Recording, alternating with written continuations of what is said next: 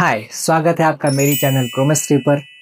हम बात कर रहे हैं फार्मास्यूटिकल्स कंपनीज के अलग अलग डिपार्टमेंट्स और उसके फंक्शनिंग के बारे में। आज हम जानेंगे कि रिसर्च एंड डेवलपमेंट डिपार्टमेंट के फंक्शंस क्या है research and development department, right.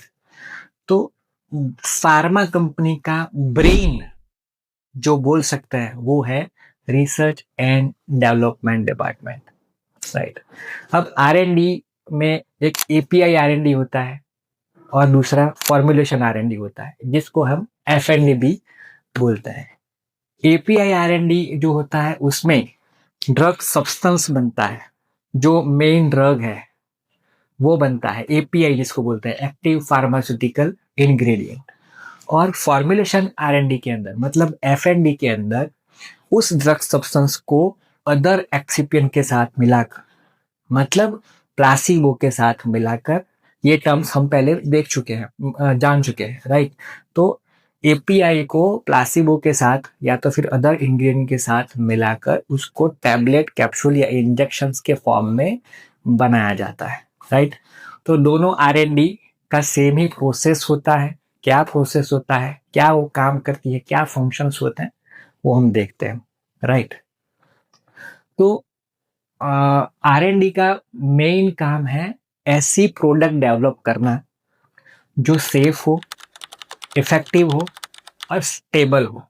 साथ साथ वो प्रोडक्ट रेगुलेटरी रिक्वायरमेंट को भी पूरा करती हो और मार्केट की रिक्वायरमेंट को भी पूरा करती हो, राइट। अगर हम कोई प्रोडक्ट बनाते हैं, इन्वेंशन करते हैं, नई प्रोडक्ट है या जो भी प्रोडक्ट है उसकी प्रोसेस का इन्वेंशन करते हैं, प्रोसेस बनाते हैं, तो उस प्रोडक्ट को रेगुलेटरी कंप्लायंस होना बहुत ज़रूरी है। अगर रेगुलेटरी कंप्लायंस नहीं मिलता तो हम मार्केट में, डिज़ायर मार्केट में लॉन्च नहीं कर सकते। अगर मार्केट की भी रिक्वायरमेंट नहीं है, राइट, कि मार्केट में उस प्रोडक्ट को की ज़रूरत ही नहीं है या तो फिर उसकी जो ज़रूरत है वो फुलफिल नहीं हो रही है, तो भी उस प्रोडक्ट का डेवलप करने का कोई मतलब बनता नहीं है। इसलिए प्रोडक्ट ऐसी बनानी ज़रूरी है कि जो सेफ हो, इफेक्टिव हो, स्टेबल हो, साथ साथ वो रेगुलेटरी कंप्लायंस भी हो और मार्केट की रिक्वायरमेंट को भी पूरी करती हो, राइट। तो प्रोडक्ट बनाने के लिए सबसे इंपॉर्टेंट क्या है? प्रोडक्ट बनाने के लिए सबसे इंपॉर्टेंट है उसका प्रोसेस। प्रोसेस बहुत इंपॉर्टेंट है प्रोडक्ट बनाने के लिए। तो प्रोसेस को डेवलप करने का काम रिसर्च एंड डेवलपमेंट डिपार्टमेंट का है, राइट। तो वो 3 स्टेप फॉलो करती है। कौन से 3 स्टेप्स हैं?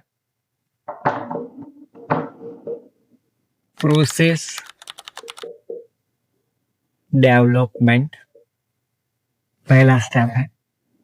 दूसरा स्टेप है प्रोसेस वैलिडेशन और थर्ड स्टेप है प्रोसेस ट्रांसफर। इसको हम टेक्नोलॉजी ट्रांसफर भी बोल सकते हैं,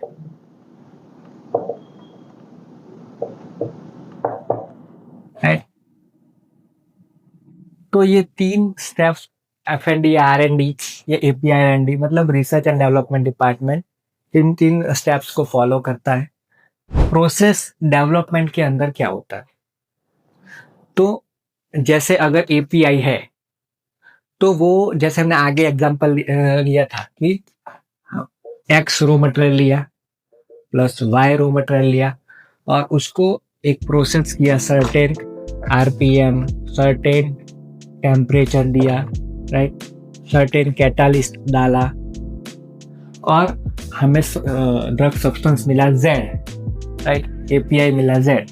तो ये जो हो गई वो उसकी प्रोसेस हो गई कि कितना आरपीएम, कितना रो मटेरियल डालना है, कितनी क्वांटिटी में मिक्स करना है, कितना आरपीएम रखना है, कितना टेम्परेचर रखना है, कितना कैटालिस्ट डालना है, कब डालना है, रिएक्शन कब कंप्लीट हो रही है, राइट, रिएक्शन कब स्टार्ट हो रही है, कब हमें प्रॉपर प्रोडक्ट की यील्ड मिलेगी,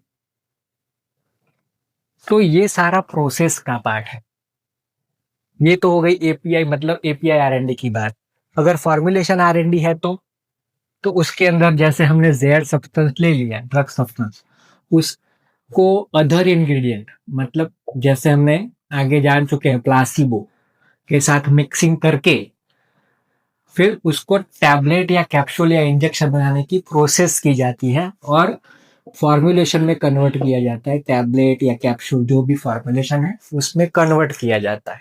तो ये ड्रग सब्सटेंस लिया, उसको अदर इंग्रेडिएंट प्लासिबो के साथ मिक्स किया और फॉर्मुलेशन किया टैबलेट। तो उसमें क्या प्रोसेस होती है फिर, जैसे इसका प्रॉपर ब्लेंडिंग होता है। ड्रग सब्सटेंस और प्लासिबो का प्रॉपर ब्लेंडिंग करना होता है। उसके बाद उसका ग्रैन्युलेशंस करना होता है। ग्रैन्युलेशंस के अंदर उसको छोटे छोटे ग्रैन्यूल्स में कन्वर्ट किया जाता है। फिर ग्रैन्यूल्स का ड्राइंग होता है। ड्राइंग प्रोसेस होने के बाद कंप्रेशन होता है जिससे टैबलेट बनती है। टैबलेट बन जाने के बाद उसका फिर कोटिंग होता है। तो ये पूरी प्रोसेस होती है फॉर्मुलेशन आर&डी की, जिससे वो टैबलेट में कन्वर्ट होता है, राइट। तो व्हाट्सएवर जो भी फॉर्मुलेशन हो, कैप्सूल बनाना है या फिर इंजेक्शन बनाना है फॉर्मुलेशन, तो उसकी सर्टेन प्रोसेस को फॉलो किया जाता है। तो एपीआई और फॉर्मुलेशन आर&डी, जो भी आर&डी है वो जिस प्रोसेस को फॉलो करता है उससे उस तरह से की डिजायर प्रोडक्ट मिलती है जो उसके स्पेसिफिकेशन में फिट हो। स्पेसिफिकेशन में फिट हो मतलब कि जो प्रोडक्ट हम बना रहे हैं इस प्रोसेस को फॉलो करके, या एपीआई की इस प्रोसेस को, फॉर्मुलेशन की इस प्रोसेस को फॉलो करके जो प्रोडक्ट बना रहे हैं उसकी डिजायर सॉल्युबिलिटी हो, डिजायर पोटेंसी हो, उसमें इम्प्योरिटी प्रोफाइल जो है वो सेट हो जो हमें चाहिए, राइट। डिग्रेडेशन प्रोफाइल भी हम देखते हैं उसमें कि क्या है डिग्रेडेशन प्रोफाइल, वो भी स्पेसिफिकेशन के हिसाब से होना चाहिए। अगर फॉर्मुलेशन है तो डिसोल्यूशन प्रोफाइल उसकी जो हमें डिज़ायर है वो मिलनी चाहिए, राइट। उसकी टैबलेट की, अगर टैबलेट है तो उसकी फ्राइबिलिटी जो सही होनी चाहिए, उसकी हार्डनेस सही होनी चाहिए। तो वो ये सारे पैरामीटर एक प्रोडक्ट के अंदर होने चाहिए और वो डिजायर जो हमें है वैसे मिले, उस तरह की प्रोसेस को सेट करना पड़ता है। उसके अंदर जो भी चेंजेस करने पड़ते हैं वो चेंजेस करने से उस डिजायर स्पेसिफिकेशन को हम अचीव कर पाते हैं, राइट। तो एक बार हमारे पास वो प्रोसेस हमें मिल गई कि हाँ इस प्रोसेस को फॉलो करने से डिजायर स्पेसिफिकेशन हमें मिलता है, डिजायर प्रोडक्ट क्वालिटी हमें मिलती है, तो फिर उसको फिर दूसरे स्टेप में प्रोसेस वैलिडेशन किया जाता है। अब प्रोसेस वैलिडेशन के अंदर क्या होता है, अब तक हमारे पास एक प्रोसेस है जिससे हमें डिजायर प्रोडक्ट मिल रहा है, लेकिन वो प्रोसेस मुझे हर रोज हर बार करना है जब हम मैन्युफैक्चरिंग कर रहे हैं। रोज उस प्रोसेस को फॉलो करके रोज जो प्रोडक्ट मिल रही है उसकी क्वालिटी में कोई चेंज आना नहीं चाहिए। तो अब जब मैं वही प्रोसेस रोज कर रहा हूँ तो कुछ ना कुछ तो डिफरेंस, माइनर चेंजेस आएगा। जैसे रॉ मटेरियल की क्वांटिटी में प्लस और माइनस कुछ तो होगा, राइट। मैकेनिकल पैरामीटर्स जो है जैसे आरपीएम हो गया तो टेम्परेचर हो गया, उसमें भी कुछ कुछ तो प्लस और माइनस आएगा, राइट। फिर कैटालिस्ट की क्वांटिटी में प्लस और माइनस आएगा, उसका टाइमिंग्स में प्लस और माइनस आएगा, राइट।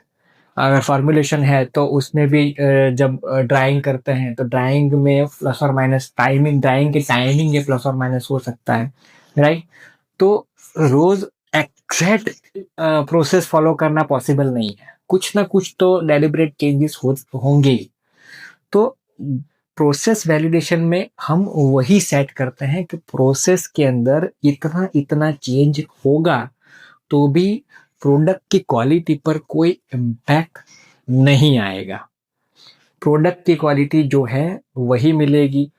अगर जैसे टेम्परेचर में मैं इतना प्लस और माइनस चेंज करता हूँ तो भी प्रोसेस पर इतना इम्पैक्ट नहीं पड़ता है और प्रोडक्ट क्वालिटी मुझे सेम मिलती है। ड्राइंग में इतना करता हूँ, उससे ज़्यादा करता हूँ या उससे कम करता हूँ तो भी प्रोडक्ट क्वालिटी मुझे सेम मिलती है। जैसे फॉर्मुलेशन करते हैं तो उसमें कुछ एक्सिपिएंट ऐसे होते हैं जो सॉल्युबिलिटी को इन्हांस करते हैं, सॉल्युबिलिटी को कम करते हैं, राइट, डिसोल्यूशन प्रोफाइल में इम्पैक्ट करते हैं, राइट, पोटेंसी में इम्पैक्ट करते हैं। तो उस सारे एक्सिपिएंट्स को की क्वांटिटी को प्लस और माइनस करके या तो सीक्वेंस फिक्स करके उस प्रोसेस को सेट किया जाता है, राइट, कि हमें हाँ इतना रॉ मटेरियल लिया और प्लस और माइनस रॉ मटेरियल किया, प्लस और माइनस एक्सिपिएंट किया, तो उसकी प्रोडक्ट क्वालिटी में इतना फर्क आया, टैबलेट की क्वालिटी में इतना फर्क आ रहा है, कैप्सूल की क्वालिटी में इतना फर्क आ रहा है। मतलब सारे पैरामीटर को प्लस और माइनस करके चेक किया जाता है, कौन से पैरामीटर को चेंज कर सकते हैं, कौन से पैरामीटर को चेंज नहीं कर सकते, अगर चेंज कर सकते तो कहाँ तक चेंज कर सकते हैं, वो सब प्रोसेस को वैलिडेशन के दौरान सेट किया जाता है, राइट। तो ये जो प्रोसेस हो गई वो प्रोसेस, उसको प्रोसेस वैलिडेशन बोलते हैं, राइट। अब हमने देख लिया प्रोसेस डेवलपमेंट हो गया, प्रोसेस वैलिडेशन हो गया, उसके बाद प्रोसेस को ट्रांसफर किया जाता है, उसको टेक्नोलॉजी ट्रांसफर भी बोलते हैं। प्रोसेस ट्रांसफर मतलब हमने R&D में स्मॉल स्केल के अंदर प्रोडक्ट बना ली है, प्रोसेस हमारे पास है और उसका वैलिडेशन भी हम कर चुके हैं कि हाँ ये प्रोसेस वैलिडेशन करने के बाद मतलब एकदम एक्यूरेट है, प्रॉपर रिजल्ट दे रही है, रगड़ है, रॉबस्ट है, राइट, और प्रिसाइज है, हर बार करने से वो हमें सेम प्रोडक्ट क्वालिटी दे रही है। तो फिर उस प्रोसेस को स्मॉल स्केल से मतलब R&D स्केल से लार्ज स्केल में ट्रांसफर किया जाता है, जहां पर मैन्युफैक्चरिंग साइट है, जहां पर मैन्युफैक्चरिंग होनी है प्रोडक्ट की लार्ज स्केल में, वहां पर उसको ट्रांसफर किया जाता है, राइट। और उस ट्रांसफर के दौरान जो भी चेंजेस करने होते हैं या तो फिर जो भी पैरामीटर सेट करने होते हैं वो ऑब्जर्वेशन भी R&D डिपार्टमेंट करता है, राइट। तो ये 3 स्टेप हो गए जो फॉर्मुलेशन जो R&D देखता है, product process development, process validation और टेक्नोलॉजी ट्रांसफर। अब जब मैन्युफैक्चरिंग हो जाता है, मार्केट में दवाई पहुंच गई है, उसके बाद भी उसका R&D कंटिन्यू चलता रहता है। क्यों? क्योंकि पॉसिबल है कि उसकी कॉस्टिंग में, मार्केट में उसकी कॉस्टिंग में उसके कॉम्पिटिटर्स की वजह से कुछ बदलाव आया है, राइट। उसकी इफेक्टिवनेस में कुछ ज़्यादा इफेक्टिवनेस करने की ज़रूरत पड़ी है, तो उसकी कॉस्ट इफेक्टिवनेस के लिए या तो फिर उसकी सेफ्टी इफेक्टिवनेस के लिए, सेफ्टी बढ़ाने के लिए, एडवर्स इफेक्ट को, कुछ एडवर्स इफेक्ट हो तो उसको कम करने के लिए भी प्रोडक्ट के अंदर R&D चलता रहता है, जिससे कंपनी का फायदा होता है, प्रोडक्ट लॉन्ग टाइम तक चलती है और साथ साथ उसकी लॉन्ग टाइम स्टेबिलिटी भी R&D देखता है कि मार्केट में है लेकिन उसकी लॉन्ग टाइम स्टेबिलिटी भी देखनी ज़रूरी होती है। तो मीनवाइल ये सब ऑब्जर्वेशंस चलते रहते हैं जिसके लिए R&D चलता रहता है, राइट। तो यहाँ तक का सारा काम फॉर्मुलेशन का होता है। तो हमने जाना कि क्या क्या मेन फंक्शंस है R&D डिपार्टमेंट के, जैसे सॉल्युबिलिटी प्रोडक्ट की चेक करना, प्रोडक्ट की पोटेंसी चेक करना, इम्प्यूरिटी प्रोफाइल चेक करना, राइट। अगर फॉर्मुलेशन है तो डिसोल्यूशन प्रोफाइल चेक करना, उसकी हार्डनेस चेक करना, फ्राइबिलिटी चेक करना, राइट। अगर कोई NC है, न्यू केमिकल एंटिटी है, तो उसके प्री क्लिनिकल डेटा और क्लिनिकल डेटा को ऑब्जर्व करना। अगर NC नहीं है, एग्जिस्टिंग कोई मॉलिक्यूल है, तो फिर उसकी बायोइक्विवेलेंसी डेटा को ऑब्जर्व करना। ये सारे फंक्शंस, ये सारे काम फॉर्मुलेशन डिपार्टमेंट या तो फिर R&D डिपार्टमेंट करता है, राइट। अब ये सारे डेटा फॉर्मुलेशन डिपार्टमेंट या R&D डिपार्टमेंट को, या चाहे वो API R&D हो या फॉर्मुलेशन R&D हो, R&D डिपार्टमेंट को ये सारा ऑब्जर्वेशन करने के लिए या तो फिर प्रोसेस को देखने के लिए, प्रोडक्ट क्वालिटी को देखने के लिए डेटा चाहिए होता है। तो ये सारा डेटा कौन सा डिपार्टमेंट अवेलेबल करवाता है, जानेंगे हमारे नेक्स्ट वीडियो में। तो तब तक के लिए बने रहिए मेरे साथ केमिस्ट्री पर।